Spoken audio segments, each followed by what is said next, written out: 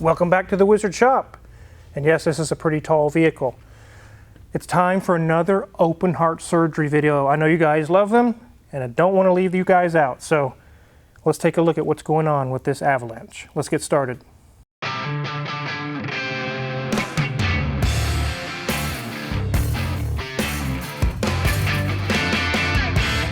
This is a 2002 Chevrolet Avalanche, and Hoovy was just here and he was drooling over this thing. And I was like, what? I mean, it's cool and all, but what's the drool over? He said, Wizard, this is a 3/4 ton, 8.1 Vortec. These are like hen's teeth. They're extremely rare. I was like, okay, sure.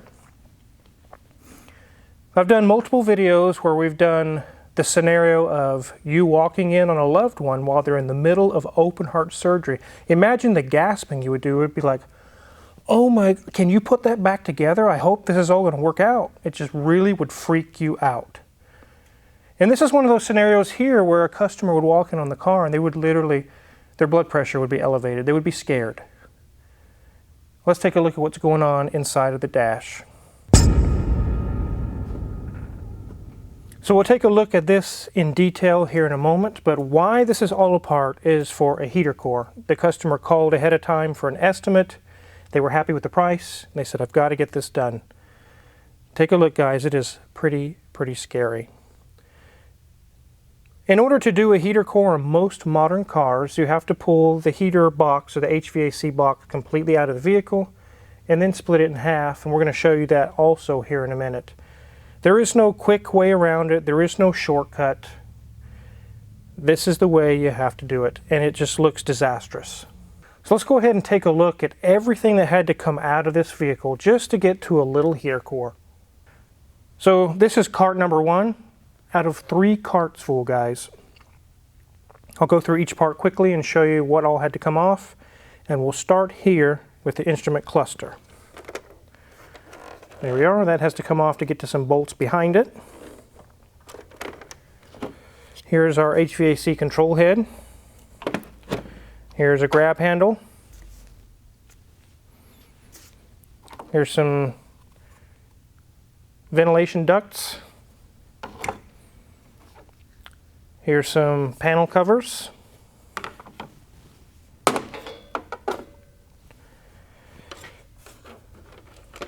Here's the radio, which is an aftermarket Kenwood. Here's another trim piece. A bunch of bracing. 2 of them. Right below here is the A pillars. There's 2 of those. This goes kind of on the center console, the lower portion of the dash. This is a little cubby hole where you can, this guy had stored a flashlight and a few other things. An ashtray. Okay, here we have our 4-wheel drive selection switch, headlamp, cargo lamp, and fog lamp switches. Here is a little shield that goes underneath the steering column. It's metal. Here's our actual airbag that goes on the passenger side. But wait, there's more. Let's bend down and take a look. Here's our trim panel. It's like the glove box and everything else. Here's the bezel around the instrument cluster. Here's a knee bolster underneath the instrument cluster.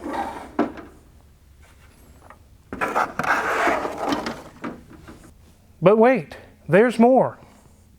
Down here we have some ventilation pipes, we have some steel bracing, the actual framework, and a few other trim pieces.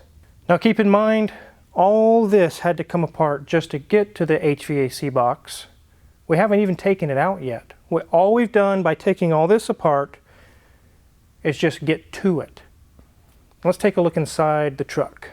So all those parts that I just showed you on cart number 1 are necessary to come off just to get to bolts and fasteners, just like this right here. That's behind the instrument cluster. You can't get to those until you remove the cluster. There's things just like this all up and down this carrier. I guess it's a framework, you can call it. Once you get all those pieces off, then you can undo the carrier and move it out of the way. I've done a lot of Dodge Rams where it isn't this difficult. You just swing it out of the way and get to the HVAC box. These are a lot more involved. And then the early 2000s Ford F-150s are even worse than this. Those are the worst heater cores I've ever done. They're horrible. But this one is not too bad, but it's pretty bad.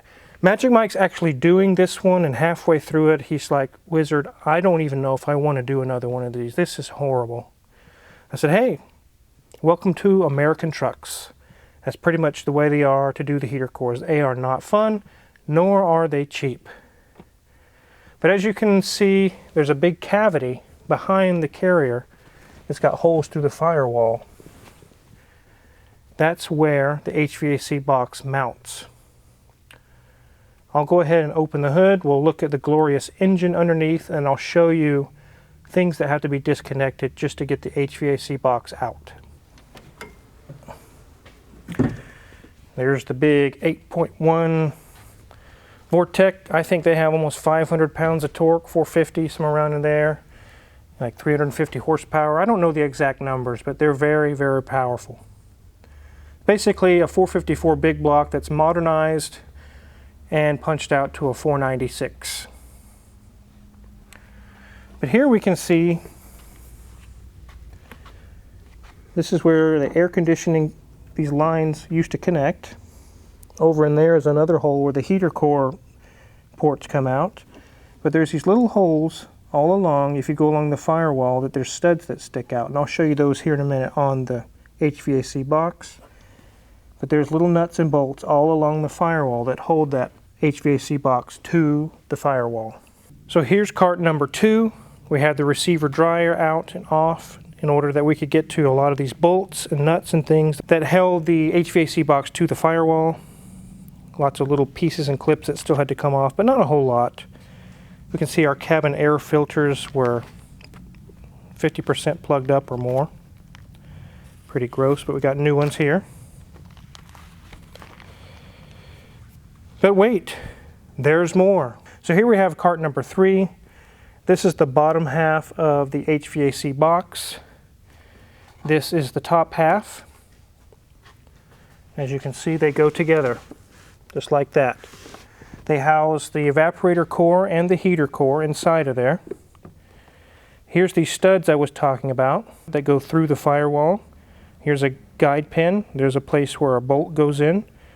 There's these little studs all along. There's some more down there. And another guide pin. All of these things hold the HVAC box to the firewall. Here's our blower motor. Anytime you've changed out a blower motor on the car, this is what it looks like on the inside. It just sits inside of a box and pushes air through the HVAC box. This is the blower control module. It controls low, medium, high speeds on the blower motor. And you actually see on the inside it has little, it's like little dimples or whatever, pins that stick up. That's to cool it. This fan blows air across there and cools it off. I'll set this down. So here we have the old heater core and the foam down here. Look at that, guys. It was just soaking wet with antifreeze. Gross. It was leaking through the core itself, down in here, and just filling up the HVAC box with antifreeze. This part is only 40 or 50 bucks. But you just saw everything that had to come apart to get to it. Many people over the years have tried to do shortcuts. There are none. This is what you have to do. Let me show you these other pieces here. Here's the new heater core. It's got brand new foam we put on it. The customer supplied it. This is the old evaporator core. There's actually nothing wrong with it. This is what Freon goes through and cools the air. This is how you get cold air through your air conditioning vents. Like I said, there's nothing wrong with this one, but it makes sense to replace it with a brand new one if you've gone this far to take everything apart. So now that you've had the experience of walking in on a loved one in the middle of surgery, which it basically kind of looks like, you can also understand why we would not do this job for 250 bucks. Now, I know some of you would say in the comments, Car Wizard, we know it doesn't cost that much. But apparently not, because Crazy D in the office gets multiple calls. Hey, my heater core is out. What's it going to cost to fix it? He says $1,500, $2,000. And then the next comment is, why is it so high? I was thinking $400 or $500. Would you do this for 400 bucks and give a year warranty behind it? I'm not. So make sure you keep in mind, if you have your heater core go out or it's leaking antifreeze onto the floor, now you can picture in your mind, this is what's going to happen to your car. And like I mentioned, most modern cars are designed to have the whole box come out just like this. Some of the older cars were easy to get to. It's a couple hours, 3 hours, and you can have it replaced. And I wish it was that way still, but it's not. This is a 12-hour job, and it's probably going to take Magic Mike longer than that. So there are situations where a job pays 10 hours and a guy can do it in 8, and I'm still going to charge you 10. But this is a situation where the job pays 12 hours, and it's probably going to take 16. But I'm still only going to charge the 12. So it's fair. Sometimes there's a little bit plus, sometimes a little minus, and it all washes out in the end. So the reason why it would take a little longer for Magic Mike to do it, because I told him I would rather pay a few extra hours than to have a rush job done and we get in there and snap stuff. You saw how much plastic there is. This is like a bunch of traps set for you. All of this stuff is waiting to snap and break on you when you try to take it apart. And everything that breaks you are now liable for, and you have to replace it. I told Magic Mike, dial it back a few notches, slow down, and just take your time and take it apart, do it right the first time, put it back together, because then we won't have to do a comeback where we have to redo this again for free. I would rather just lose a few hours in the beginning, and it saves so much heartache for both the customer and for us here in the shop. So can a person do this job themselves? Yes, I know a few people that have. But keep in mind, your garage is going to look like this. And if you have any trouble with shipping, just like we've had on the Murano behind me, we're waiting on 2 plastic pieces that I ordered to finish out the bumper. The part made it to Wichita, which is the next step is here in Newton, and then it went to St. Louis, and now it's in Iowa. I need that part to get that car done. What in the world is it doing in Iowa? So I actually had to buy another set of parts that will get here faster than who knows when that will be here. I don't know. But just keep that in mind, that if that happened to you, now your garage sits like this for a whole additional week. Secondly, this customer supplying their own parts. That does save a little bit money in the beginning, but it can be a headache for you in the end, because if these brand new parts have a factory defect and they fail, I will not cover it because I didn't buy the part. In fact, when you go to claim warranty on the defective part, they don't want to talk to me. They want to talk to the person that paid for it on their card or check or however they paid for it.